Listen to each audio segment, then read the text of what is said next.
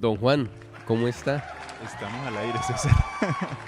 Muy Estamos bien. al aire. Muchas gracias. Bueno, Hoy desde Cleos, la casa de la abuela, la ¿no? casa de la abuela. Un lugar bonito Bien agradable. y agradable. Aquí oye, en San Antonio, ¿no? Que Sí, está San lleno de Antonio. lugares Por toda la... especiales. ¿Esa cuál es? La 13, ¿cierto? Esa es la 10, La 10, con gracias. primera. Yo como buen caleño, si a mí no me dan la bugueña, hermano, yo no me sé ubicar. Bueno, bienvenidos a todos nuestros pensadores, una vez más aquí a Humanismo en Cali. Hoy vamos a dedicar este pequeño espacio a las preguntas de ustedes y vamos a conversar. No esperamos responderlas porque una vez más lo decimos, respuestas hay muchas, preguntas hay pocas. Y no somos sabios. Sí, eso hay que Aquí decirlo, ¿no? ninguno es doctor en nada. Qué bueno recordar eso. Sí. Simplemente, alguna vez le comentaba, qué rico repetir la frase de Gustavo Adolfo Bécquer en una de sus cartas literarias a una mujer donde dice: he leído poco, he pensado mucho y he leído bastante, ¿no? Es decir, aquí somos curiosos. Sí, creo que eso es lo que nos motiva. Bueno, arrancamos A la guerra. a la guerra. Teníamos, hay que decirlo, ¿sí? Hoy nos pregunta Daniela Corredor algo muy particular. Y tengo algo que decir respecto a esta pregunta porque alguien que sea muy conocedor del tema dirá, pero ¿cómo estos dos manes se van a poner a hablar de algo que no saben? ¿Qué cosa más valiosa hablar de algo que no se sabe? No con la certeza ni pronunciando respuestas vagas o sin conocimiento de causa, sino hablar desde la duda, desde lo que nos inquieta. Exacto. Y no desde el conocimiento, porque el conocimiento está ahí, pues el que sabe, pues dice. Pero ¿qué tantas personas, digamos, dejan de preguntarse porque no saben? Oiga, y hay una cosa maravillosa también. Póngale cuidado que hay un señor de un apellido raro norteamericano, Pierce. El hombre es una especie de Leonardo da Vinci del siglo XIX-XX, Uh-huh. más 20. El hombre era matemático, filósofo. Usted lo encuentra como fundador en la filosofía norteamericana del pragmatismo y lo encuentra como fundador de la semiótica, que fue muy famosa porque hubo un abanderado de ella en el siglo XX que fue Humberto Eco. Y a él lo comparan mucho, de hecho hay un librito donde lo comparan con un autor de ficción, un personaje de ficción, perdón, Sherlock Holmes, el detective que también se puso famoso Uh-huh. porque lo trajeron al cine y a las películas, a la televisión, a las series. Y es que ambos especulan. Entonces Pierce decía que uno de los principios del conocimiento es la especulación. Él lo llamaba hipótesis o abducción. O sea que especular no es del todo descabellado. No, Hay que hacerlo es con prudencia. con mucha prudencia, y esperamos que en este espacio nadie se sienta agredido por nuestras especulaciones. Al contrario, lo que buscamos es de pronto sembrar una inquietud en alguien que no la tenga. Y si alguien se siente agredido, que haga el ejercicio como de decir, bueno, si ellos no quieren agredir, ¿por qué me siento agredido? ¿No? Como hacer ese ejercicio de qué quiso decir y qué estoy entendiendo yo. Gracias César. Bueno, entonces escuchemos la pregunta de Daniela Corredor.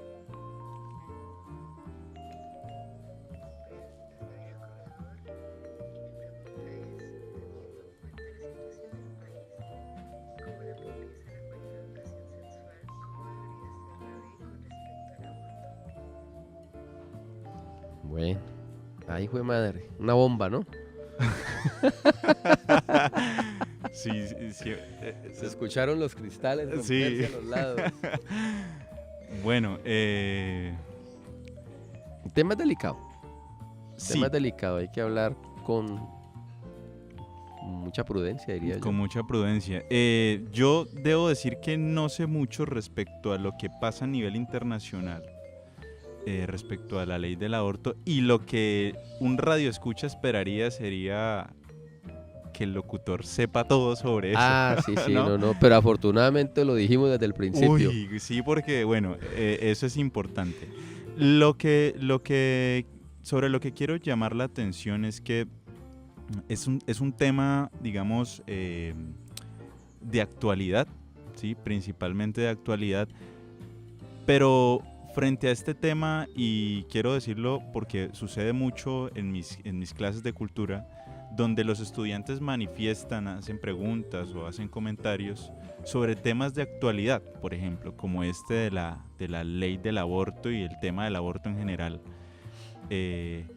Pero hay algo que sucede con todos ellos, algo que los identifica o los une, digamos, a manera de ejemplo, y es que la pregunta muere muy rápido. O sea, la pregunta se trunca en una respuesta vaga o se trunca en el comentario del otro y ese comentario se asume como respuesta. Y allí queda el interés por saber más acerca del aborto. No sé, podría uno comenzar a preguntarse otras cosas como: ¿el aborto es de ahora o es de toda la historia de la humanidad? ¿O el aborto es ¿Qué pasa históricamente, por ejemplo, con el aborto? Sí. Sí, entonces lo que quiero decir es que frente a estos temas de actualidad, y pasa mucho con la política, con lo que sea, la inquietud que nos podría movilizar a realmente ser conocedores o a empoderarnos de algo, esa inquietud muere en el comentario de otro. Sí, y me ha pasado, uno lo asume como respuesta muchas veces, ¿no? A mí me pasa en clase, no sé si algo similar o diferente a lo que usted está contando, Juanma, porque a los estudiantes que les gusta la clase de filosofía y el debate, piden el tema del aborto para debatir. Y están los conservadores y los liberales. Eso como que es de siempre. Eso como que nunca acaba. Oiga, ya por ahí veo que llegó. Va llegando. Hermano, Ave María. Hombre, vea, muchísimas gracias. el juguito y las empanadas aquí en Cleos. Deben venir aquí. Deben venir aquí. Un sitio agradable, fresco, debajo del palo de mango. Sí, bien caleño, ¿no? Bien caleño. Amigo, muchísimas gracias, muy amable. Bueno, salud, César. Eso ha sido, Juan, hombre, salud. Gracias. Bueno, yo le estaba diciendo que... Yo sí voy a devolver el pitillito porque no... bueno, le aprendí a unos buenos amigos. Ecológicos, seamos ecológicos. Gracias. Aunque yo suelo no ser tan ecológico con el pitillo, pero bueno, seamos ecológicos. Hoy es un día para ser ecológico. Sí, hoy es un día para ser ecológico. Fíjese que le está diciendo yo que a los estudiantes les encanta el debate en torno al aborto, porque ellos quieren expresar sus ideas. Pero yo pienso que, digamos, a nivel de colegio está bien dejarlo allí en el aula. Igual son jóvenes, apasionados de 14 a 16 añitos. Pero el tema es muy polémico. En Colombia ya existe una ley del aborto. Yo quiero meterme a la pregunta porque nuestra colaboradora Daniela, ella dice: en un país donde hay pobreza y falta de educación, ¿qué hacer con la ley para el aborto? Resulta que en Colombia ya hay una ley que permite el aborto, ¿cierto? En 3 situaciones específicas. La Corte Constitucional dictó sentencia, como se dice. Y a mí me gusta mucho el ejercicio que hacen en la Corte Constitucional. Son viejos, digo yo viejo en el sentido no de edad, sino de estudio. Por lo menos la primer corte que yo conozco, no sé cómo sea ahora, pero lo que me gusta es el ejercicio que se hace porque ellos son intérpretes de la ley. Entonces, al tratar de ser objetivos, porque la ley intenta ser objetiva, llegan a un acuerdo. Hombre, sí. Si hay riesgo de muerte en la mamá el momento del parto, pues ella puede decidir si quiere vivir conociendo a su criatura. Entonces elige abortar. Si fue violada, ella, según la corte, decide si quiere tenerlo y darlo en adopción o abortar, o criarlo. Ella decide. Y por malformación genética o enfermedad del niño, o sea, si ella quiere un niño sano, pues ella es quien debe decidir. Obviamente eso levantó mucha polémica. Y digamos que el sector conservador pues no está a favor de la ley del aborto en Colombia. Y la ley tardó mucho en darse, o sea, digamos que aborto en Colombia históricamente ha habido, pero de forma clandestina, ¿cierto? Sí. De forma clandestina. Ahora, lo que me gusta en la pregunta de ella es que ella anticipa en el espacio, digamos, de la pregunta, antes de la ley del aborto, ella anticipa falta de educación, ignorancia, precocidad sexual.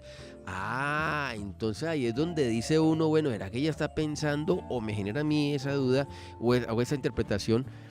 Es que también debería una ley para prevenir el embarazo, para no llegar al aborto. Y ahí sí que hay que hacer tarea. Ahí sí que hay que hacer tarea. Esta semana justamente veía de esas cosas que uno está por ahí rondando en las redes y buscando cosas de que retroalimentarse, y encontré un programa de la televisión pública noruega dedicado a compartir con los ciudadanos el tema de la pubertad sin ningún tapujo, sin ninguna sin ningún tabú, de frente, sin miedo, como debe ser, ¿sí? Quizás muchos dirán, no, pero es que así no debe ser porque es un tema muy sensible, de familia, privado. Todos somos seres humanos, todos pasamos por ahí. Y qué cosa más honesta, digamos, para esa sociedad noruega, a hacerlo abiertamente. Es un programa que realmente impresiona por sus imágenes, porque no hay tabú alguno, ¿sí? Entonces es interesante encontrar este tipo de propuestas en el mundo, ¿sí? Antecedentes que se podrían tomar como ejemplo para Colombia. Yo creo que el tema, respecto a lo que decías, no es algo solamente, digamos, de posturas conservadoras o liberales, porque ahí lo hemos enmarcado siempre. En muchas situaciones nos enmarcamos dentro de la polarización, y yo creo que deberíamos comenzar a pensarnos desde el sentido de la vida, más que desde las polarizaciones que se pueden dar allí. Entonces hay personas que piensan y son creyentes claramente de que la vida comienza en el momento de la fecundación, y por esa razón no están de acuerdo con el aborto. Y hay muchas posiciones frente a lo que sucede con la vida antes del parto, ¿sí? Y por allí comienza otro punto de discusión. No sé qué otro elemento de análisis se le pueda encontrar a esto, porque es justamente allí donde comienzan a surgir todas esos pros y esos contras. Claro, si hay vida desde el momento y punto de la concepción, es un tema delicado que genera mucho debate. ¿En qué momento, en esos 9 meses de gestación, la ciencia asume que ya hay un ser vivo? Es que es muy complejo. Yo no sé, y hay posturas, ¿no? Entonces, yo tengo ahí inclusive posiciones encontradas, porque es que yo digo, listo, jurídicamente ya está y la persona puede no sentirse culpable en su conciencia si lo hacen esas 3 formas. Sí, formas, características, peculiaridades que dicen, ¿no? Pero yo con lo que sí no estoy de acuerdo es que una noche de rumba y la chica y el chico se fueron de rico y entonces quedó en embarazo y quiere abortar. Es que yo pienso que a mí me gusta la parte de la pregunta de Daniela antes de llegar a lo del aborto. Falta de educación sexual, ignorancia, analfabetismo, no sé, porque es que yo creo que aquí hay una cuestión de conciencia en mis actos. Hablemos de eso, porque volvemos a nuestra inquietud, educación, ¿no? La inquietud de siempre. 2 profesores. A propósito, ¿no? 15 de mayo. Fue ayer. Feliz día. Feliz día. Feliz día. Felicidades, hombre. Oiga, me felicitaron. Me felicitaron personas que nunca me han visto trabajar. Y me felicitaron mis estudiantes, que me ven trabajar todos los días. A ambos les agradezco. Pero se siente algo especial cuando un estudiante se va a tu lado y te dice, profesor, no la frase de cajón, sí, felicidades, no, te lo dice con palabras que ha pensado. Es bonito, esos momentos son bonitos. Sí, hay algunos que sí, pero hay que respirar muchas veces. Es correcto. Pero hablando del tema de la educación sexual, además, ¿con qué preguntas uno partiría para enseñarle a otro ser humano el mundo de la sexualidad? Ay.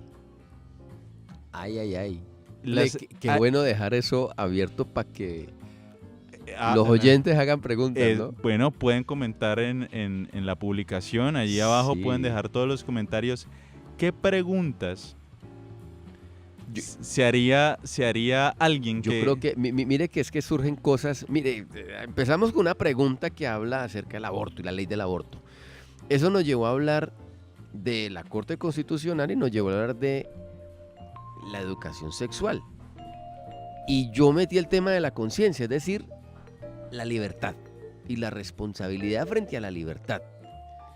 Y ahora su pregunta me genera a mí una inquietud o no sé, una especie de idea que surge en torno a esa pregunta, porque yo pienso que ¿con qué pregunta debe uno iniciar un curso de educación sexual? Yo creo que la pregunta está condicionada a la edad. No es lo mismo hablar de sexualidad a niños de 10 años, a jóvenes de 15 o 16 que están despertando y sintiendo cosas y se ven frente al espejo y ven otra cosa, a personas de 25 años, a una comunidad de monjas o de curas, a una comunidad de hippies, ¿no? O sea, no es lo mismo. Necesariamente cambia. Y fuera de eso, que la psicología habla de que hablar de sexualidad no es hablar de genitalidad.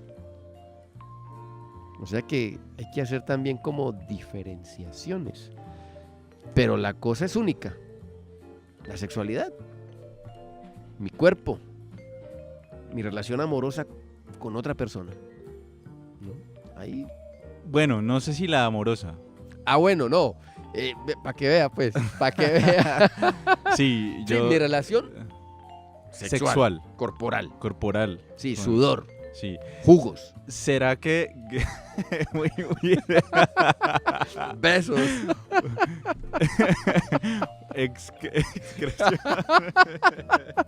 Secreciones. Gracias, eso.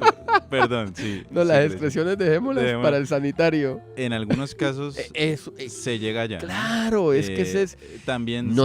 Oiga, yo creo que es que nosotros aquí hablamos en torno a preguntas, pero fíjese que ese es un tema constante para dialogar una emisora. No, pues perfectamente, sí. Bueno, pero retomando el propósito de este espacio, es que Daniela tiene esa pregunta, ¿sí? Y qué valiosa esa pregunta, y qué valiosas las preguntas que tienen todos, ¿sí? Sí. Pero que ojalá esas preguntas y la fuerza que puede llegar a tener una pregunta no muera en el comentario ajeno, ¿sí? O en un pequeño videito de Facebook, Eso es genial. Eso es genial. Que no mueran allí. Aquí se nos ocurren otras a partir de lo que dice Daniela, lo que pregunta Daniela. Y eso es lo interesante, ¿sí? Ella seguramente, si nos escucha, ojalá que nos esté escuchando, pues Daniela, a buscar más preguntas alrededor de esa, porque seguramente te van a hacer una persona más conocedora del tema o de lo que o de tus propias búsquedas. Y no quedarse con una respuesta, ¿no? Indagar la posibilidad de otras respuestas. Y fuera de eso, ese preguntar constante abre una grieta en ese mundo sombrío de la duda, ¿no? Y puede uno entrar y descubrir cosas. ¿Será que Daniela siente que respondimos algo, Le? Ojalá que no le hayamos respondido nada. que diga estos manes es pura mierda. Y se quede con las preguntas. Y que busque nuevas preguntas. Sí, ahorita que usted estaba hablando acerca de que no muera allí, me acuerdo yo no tanto de preguntas, también pueden ser ideas generadas a partir de preguntas, pero personas reales, históricas, que han triunfado en la vida, a las que les han cerrado puertas y no se dejaron apabullar, siguieron insistiendo. Un ejemplo es nuestro Nobel de Literatura, el genio García Márquez, que logró hacer una obra inmortal, a la altura, dicen los que saben o los que disfrutan de la lectura, a la altura de Don Quijote, que es la obra suprema pues de la lengua castellana. A él su primer novelita se la negaron, la editorial le cerró las puertas, y él insistió, y él insistió, y él insistió, y vea, pasó a la historia, se inmortalizó, es una estrella en el firmamento de los libros. O sea que, como hemos dicho siempre, no hay preguntas bobas. No hay preguntas bobas. De pronto haya personas que han interpretado mal esa pregunta, pero habrá un auditorio que la reciba, que la aplauda y que trate de girar en torno a ella para elaborar hipótesis, para tratar de descifrar este misterioso mundo en el que vivimos. Sí, la invitación, una vez más, es a que se pregunten cosas nuevas, que sepan valorar las pocas preguntas que tienen y que se alejen un poco de las respuestas. Y tratar de pulir esas preguntas. Sí. Como el mármol, que quede perfecto, que perdure en la historia, que sea visitado, ¿cierto? Como esas grandes estatuas de Leonardo y de Miguel Ángel, el Moisés o el David, ¿no? O la Piedad. Allá están, inmortales. Y todo el mundo va y las quiere mirar y las quiere contemplar. Así debe trabajarse una pregunta. Me hizo llorar.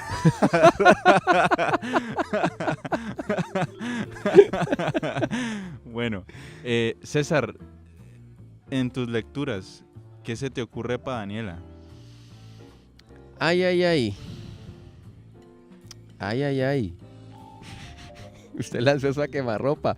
No, mire, si es de preguntas, en cuanto al aborto, pues no sé, de pronto consultar la ley de la Constitución. Es la sentencia 355 sí, de 2006. Eso es genial, a mí me encanta. Yo no memorizo esos datos, pero a mí me gusta leer esas sentencias porque allí hay todo un desarrollo lógico para poder hacer un argumento que tenga sentido. Entonces yo recomendaría esa lectura porque en lo personal, por ejemplo, leí las de Carlos Gaviria acerca del consumo de dosis mínima y acerca de la muerte digna o eutanasia. Todavía no he leído el del aborto, ya lo descargué porque es un tema que me causa curiosidad. ¿Cómo lograr en un país conservador que acepten sentencias tan polémicas? Y en torno al arte de preguntar, que es como lo que hablamos hoy, pues yo sí recomiendo dos autores. Mire, a mí me encanta de la época antigua griega Platón, los diálogos de Platón, sobre todo los primeros. Esos libritos son una escuela para aprender a preguntarse. Platón se pregunta mucho y él mismo juega con las preguntas porque él se inventa diálogos, o sea, él mismo responde sus preguntas, pero él mismo le pone pregunta a esas respuestas. los dialoguitos primeros, los corticos, los chiquitos, que son los de su juventud. Y me gusta mucho de nuestra época, pues ya murió, digamos, del siglo XX, pero digo nuestra época porque está cercano un autor que usted conoce, Wittgenstein. Ese señor tiene un libro que se llama Las Investigaciones Filosóficas, que gira en torno a preguntas. Él es tan meticuloso con las preguntas que cada vez se introduce más en una pregunta que él hace y logra llegar a unas profundidades que algunos lo han tachado de loco. A mí me parece un genio. De hecho, hoy en día es respetado y digamos la filosofía del siglo XX toma como base el pensamiento de Wittgenstein. Pero hay gente que lo demerita y obvio, eso está permitido, que la gente hable y opine. Entonces sí, que busque esos dos autores y se divierta con esas lecturas. Bueno, César, muchísimas gracias. No, hombre, Juanma, a usted. Muchísimas gracias a todos ustedes por escucharnos una vez más. Recuerden, esto es Humanismo en Cali. Y no se le olvide ir a Cleos. Ah, claro, no, aquí seguiremos en Cleos y están sí. todos cordialmente invitados aquí a Cleos, la casa de la abuela, aquí en San Antonio. Oiga, la Bugueña, muy